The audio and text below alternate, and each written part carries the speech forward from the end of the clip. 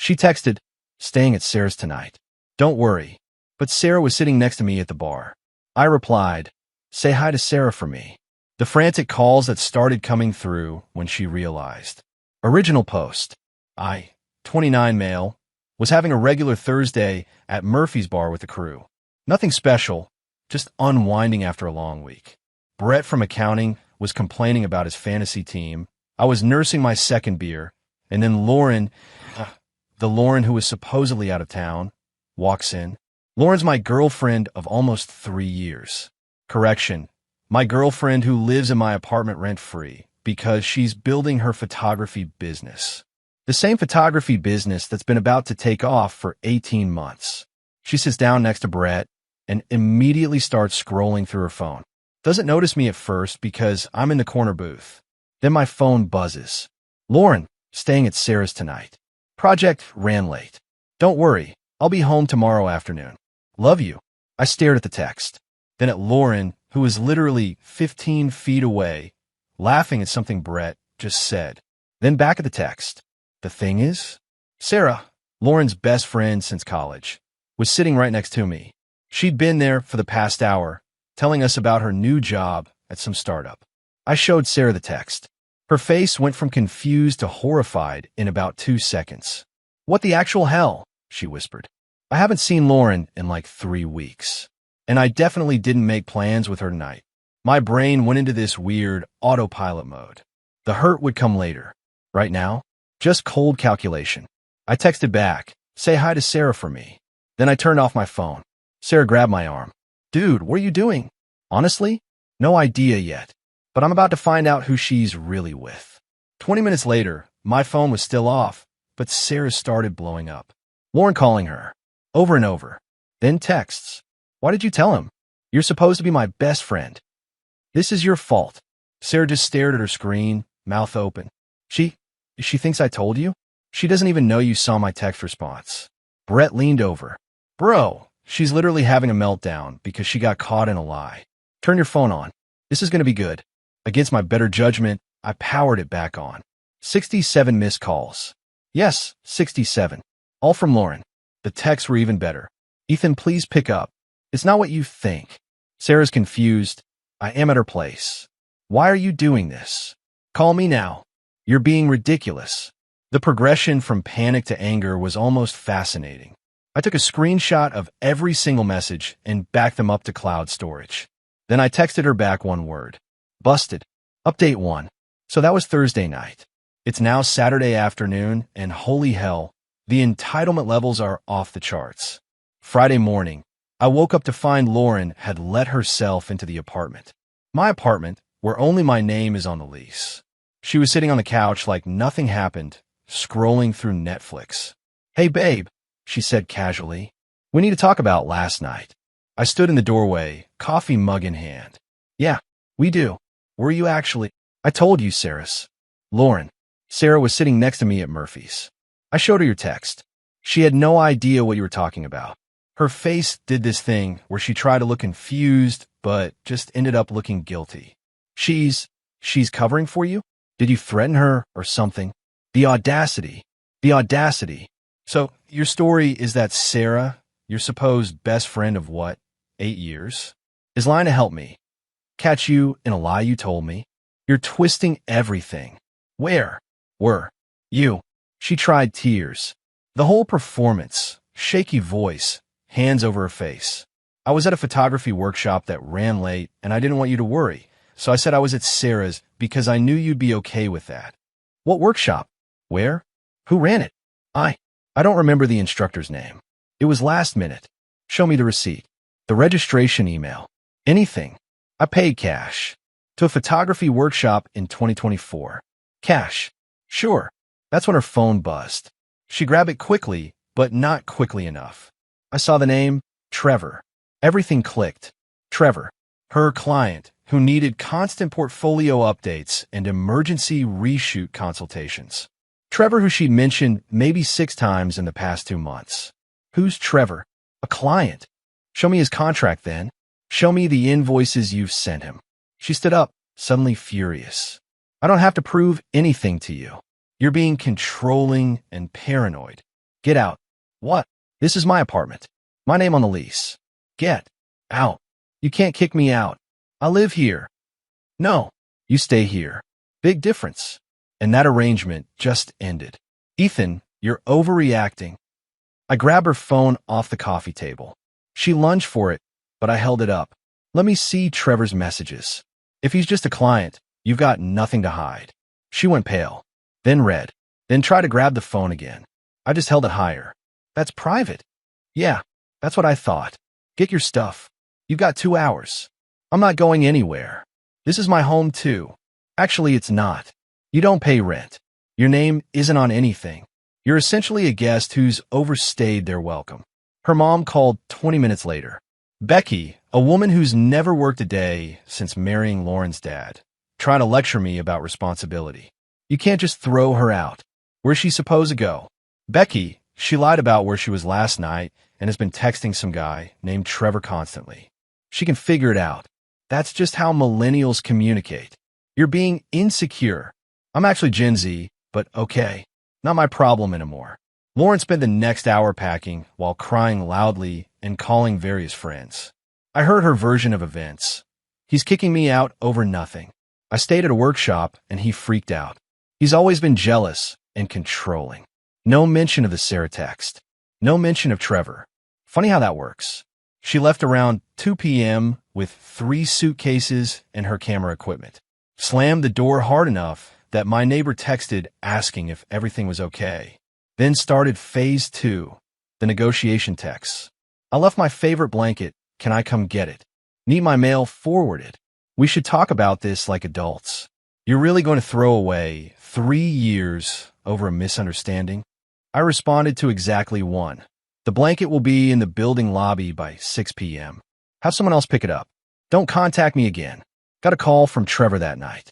Yes, Trevor himself. Hey man, I think we should talk. About what? How you been hooking up with my girlfriend? It's not like that. We're friends. Lauren said you two were basically over anyway. Oh, that's interesting. Did she now? When did she say that? Like, a month ago? Weird, because a month ago we were planning a trip together. But sure, basically over. You can have her, man. Good luck. I'm not trying to. Hung up. Blocked the number.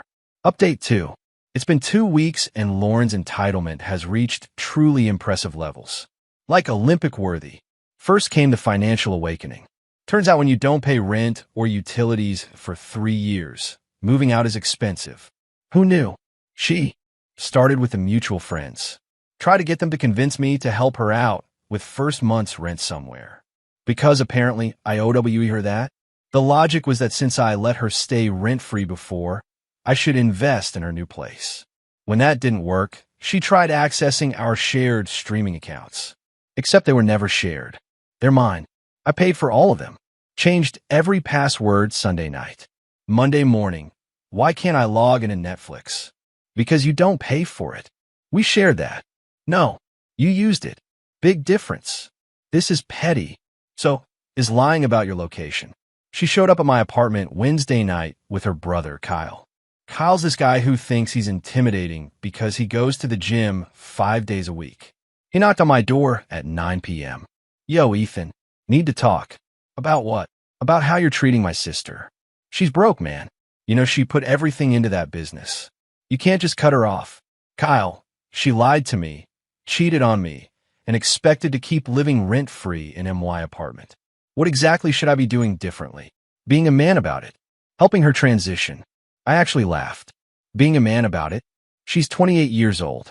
She can figure out her own living situation. You're gonna leave her homeless? She's staying with your mom. Try again. Lauren pushed past Kyle into my doorway. I need my stuff. You took your stuff. Not everything. I have things here. Like what? My kitchen stuff. You mean the pots and pans I bought? The ones you used? Keep trying. The TV that I purchased 2 years ago. Receipts in my email if you want to see it. She started crying again. Real tears this time, I think. But here's the thing about crying. It works until it doesn't. It works until you realize the person isn't crying because they hurt you. They're crying because they're facing consequences. Ethan, please. I have nothing. Trevor won't even return my calls now. Oh, that's rich. So, Trevor ghosted you? The guy you lied to me for? Damn, that's rough. Don't be cruel. I'm not being cruel. I'm being honest. You made choices. Bad ones. Now you're dealing with it. I'll try to step in again. Bro, just give her some money to get started. No. Come on, man. I said no. She's an adult. She made her decisions. I don't owe her anything. They left after Lauren tried one more time to get into the apartment to look for her things. I told her I'd call the cops if she didn't leave. Call me a bad name, and they took off. Thursday, got a call from my landlord. Someone, definitely Lauren, had called claiming she was on the lease and I'd illegally locked her out. Landlord was cool about it, just needed to confirm she was never on a lease. Sent him the paperwork. Done. Friday, she tried the workplace card. Called my office and told the receptionist she was my fiancée. News to me, and needed to speak with me urgently about a family emergency. Boss pulled me aside. Your ex called. Claimed some emergency. I told her we can't transfer personal calls unless you approve. Everything okay? Yeah, just ex drama. She's mad I won't bankroll her life anymore. Say less. I'll let reception know she's not to be put through. Last night, Saturday, got a series of texts from unknown numbers. Clearly Lauren using friends' phones. You ruined my life. I hope you're happy. Everyone thinks you're a piece of trash. Sarah won't even talk to me anymore. Yeah, because you try to throw Sarah under the bus. My mom says you're going to regret this. Trevor's getting back with his ex because of you. That last one made me genuinely laugh. How is Trevor's relationship my problem? How is any of this my problem? This morning I woke up to find she'd posted some vague posting on social media.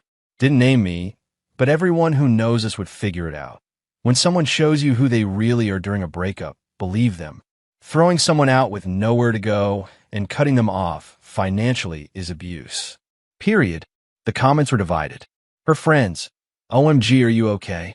What a monster. You deserve better, queen. My friends and people who actually knew the situation. Maybe don't cheat, then play stupid games. Didn't you lie about where you were? Sarah even commented, interesting take from someone who tried to use me as an alibi for cheating. Then deleted it, probably to avoid more drama. I'm not responding to any of it. Not dignifying it with a response. The people who matter know what really happened. Everyone else? Not my problem. Update 3. Final update because this needs to be closed out. It's been about 6 weeks since everything imploded. Lauren's gone full scorched earth. After the social media posts didn't get her the sympathy she wanted, she escalated. Hard. 2 weeks ago, I got a letter from some attorney. Not like a real firm, just some solo practitioner she probably found on Google. Demand letter claiming I owe her $15,000 for financial contributions to household during our relationship. The breakdown was wild. $8,000 for cooking and household management services. $4,000 for emotional labor and support. $3,000 for career sacrifices to support my growth. I literally laughed out loud in the parking lot reading it. Sent it to my cousin Derek, who's an actual attorney. He called me 20 minutes later, also laughing. This is the dumbest thing I've ever read. She's trying to charge you for being a girlfriend. What career sacrifices? Her photography business that never made money. Apparently that counts. Tell you what, I'll write a response for free just because this is entertaining. But seriously, she has no case. You don't owe a romantic partner back pay for existing in a relationship. Derek's response was beautiful. Professional, but basically said, my client owes your client nothing. They were in a romantic relationship, not an employment arrangement. Any financial support provided was a gift, not a loan. If your client pursues this matter, my client will countersue for 3 years of back rent at market rate, plus utilities. We estimate this amount to be approximately $54,000. Please advise if your client wishes to proceed. Never heard from that lawyer again. But Lauren wasn't done. She started showing up places. Not at my apartment. I think Kyle finally convinced her that was a bad idea, but places she knew I'd be. The coffee shop near my office. The grocery store I always go to. The bar where this whole thing started. Each time, same script. We need to talk. You owe me closure. This isn't fair. I just walked away every time. Didn't engage. Let her look unhinged to everyone watching. Last week was the final straw. She somehow got my new girlfriend's number. Yeah, I started seeing someone. Vanessa works in the tech industry, has her life together. We met at a work mixer, hit it off, been taking it slow. Lauren sent Vanessa a series of texts. He's going to do the same thing to you. He's controlling and abusive. He threw me out with nothing. Just warning you what you're getting into. Vanessa forwarded them all to me with, "Your ex seems stable." I finally broke my silence.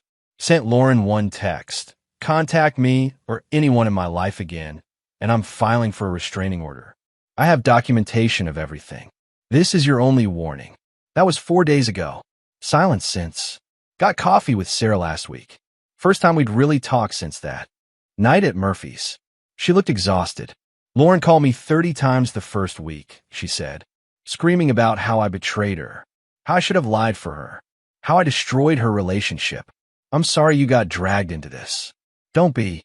I should have seen it coming." She'd been weird about Trevor for months. I asked her about it once, and she bit my head off. Said I was being judgmental. So she was definitely with him that night. "Oh, absolutely." She told me later, before she realized you were serious about the breakup, that Trevor had gotten them a hotel room. She thought it was romantic. Thought she could juggle both of you.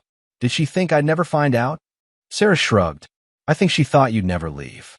That you'd always be there to pay for everything while she did whatever she wanted. The entitlement is honestly impressive. Her mom's the same way. Becky's been calling me too, try to convince me to talk to you. Says you're being cruel. That Lauren's suffering. She made her choices. That's why I told Becky. She didn't like it. As for where Lauren is now, heard through the grapevine, and by grapevine, I mean Kyle's girlfriend who still follows me on Instagram, that she's living with Becky full-time. The photography business is on hold.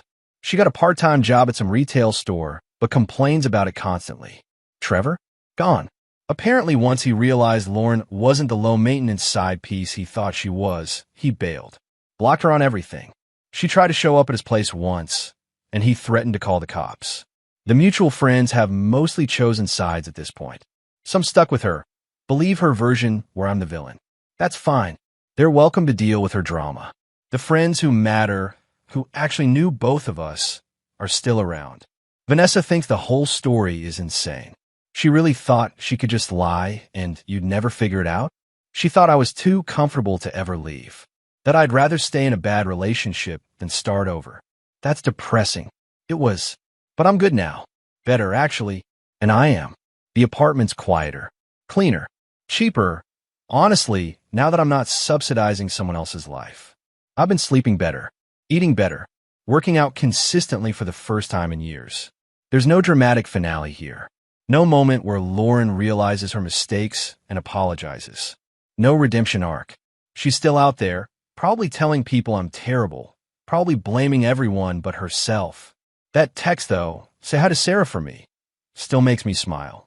For words that unraveled 3 years of lies in real time. Watching her panic when she realized she'd been caught. The frantic calls. The escalating desperation. People always say, trust your gut. My gut knew something was off for weeks. I just didn't want to believe it. But that night at Murphy's, when I saw that text and Sarah was right there, crystal clear. So yeah, she stayed at Sarah's that night, and it destroyed everything she thought she had locked down.